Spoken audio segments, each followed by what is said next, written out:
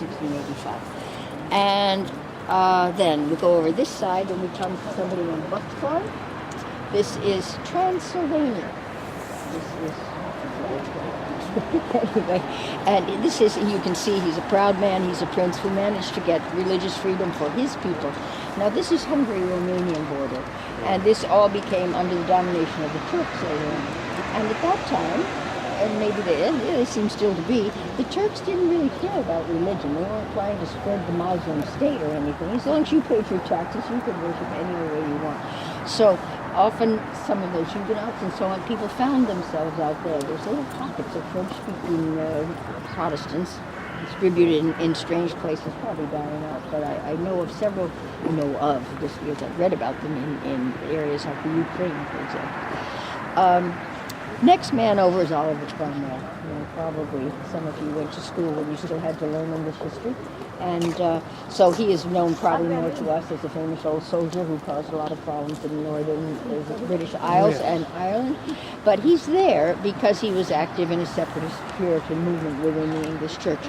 Now, the frieze next to him on our right of him, with two heads popping up, that's King William and Queen Mary, who are receiving the Bill of Rights of the English people. And it's the preamble to that that's written up above in English.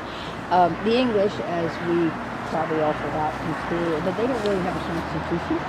We all heard about the Magna Carta, and then this is where they became a parliamentary monarchy instead of an oligarchy, as they had been to start.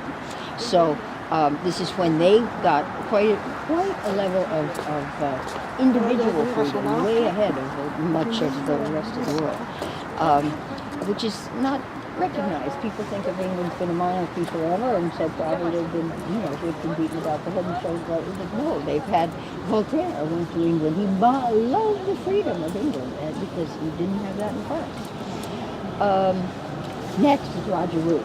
So now, on Thanksgiving Day, I want you to remember me, because here's where it all comes into focus from Geneva. Does he not look like somebody, that statue, who sits on your dining room table?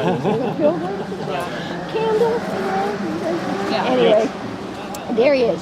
And he went with the Massachusetts Bay Colony from Yorkshire in England. He landed in Boston and quickly was banished from Boston. It's an old line. I grew up in New England.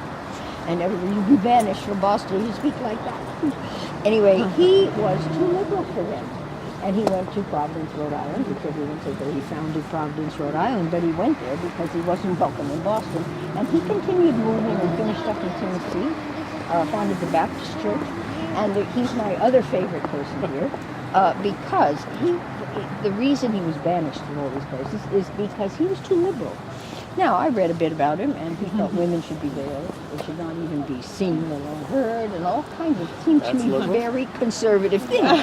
But he felt all religions should be accepted, that everybody should be welcome to worship in their own way. In other words, these are my words, your spiritual life is your own business and not an affair of state. Right. Which is another very topical issue these days with what's going on, in particular in the Middle East, but even in the U.S. and so on, where suddenly religion becomes if you're not comfortable if you're of the wrong religion in the wrong place. So it is an issue, and that is why he got banished so much. What you have, however, next to him is not related to him. It precedes him, and if you look at the frieze, you'll see the stays of a boat. That's the Mayflower. Right. And on the Mayflower, they have finally decided that because they've got the hunters and the trappers who are there to exploit, and then they have the settlers who want to start a new life because of their religion, maybe we should have a little law and order, so they wrote the Mayflower Compact. And in the barrel, in the middle, they are swearing on a Bible to uphold it. Not just any old Bible. It's the Geneva Bible, that's what they call it, which was worked on by John Knox when he was here. And that is the Bible that they took with them on the Mayflower.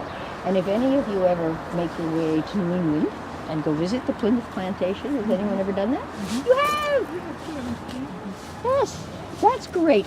I'm quite amazed. I have been doing this for 20 years, and I don't know if I've found 20 people who have ever been to the Plymouth Plantation. Anyway, you can ask, as you may remember, they're playing a role like in the theater. Whereas Williamsburg, for example, there's students dressed in the costume and they're explaining how it was. Whereas these people are being those people. Right. And of course, Americans, being the sort of naughty people they are, trying to trap them all the time and ask them things like, you know, what kind of car do you have? Or what's your favorite football team? So they have to deal with that. What time is it? They look at the sky and say it's, you know, it's 1:30 or something. But anyway, if you go into the log cabins and you ask them to see their Bible, oh, you have the Bible? Can I see your Bible? They have students' copies of the Geneva Bible and those little log cabins. Anyway, I did it. I went because I had been there before when I was much younger, but then I was on a trip to the States and I have to go see if that Bible is really here. So it is. Anyway, that's the U.S. connection. What you have in this last frieze is John Knox preaching in Edinburgh in front of St. Giles Cathedral, preaching the Reform in the court of the Mary Stuarts. So you get a lot here. You also have the Seal of Geneva, which we'll see all over the place. I shall mention the Seal of Scotland for John Knox, the Seal of Bern on the far side, the bear for Bern, and as they have been a protector of Geneva over the years. The Seal of Geneva is half an eagle and a key. And you can probably guess about the keys, but it precedes the Reformation by a lot. It was probably since about the 1300s that it was in the what do we call it, armoire, what are those, the shield, anyway, seal of Geneva. And so you have the double-headed eagle of the Holy Roman Empire, so we have half of that, and the cross keys of St. Peter, one of those, because we had a bishop, they call it a prince-bishop, who ruled the city for secular authority as well as religious authority. This is not uncommon. You see this image in other cities. The idea of a city-state and ruled by someone from the church was quite normal. And as we all know from what we all probably forgot probably, but the tension always between the emperor and the pope changing places and who crowns whom and so forth. So in this case, the fact that they are the best of all worlds, they are both. So that's the seal.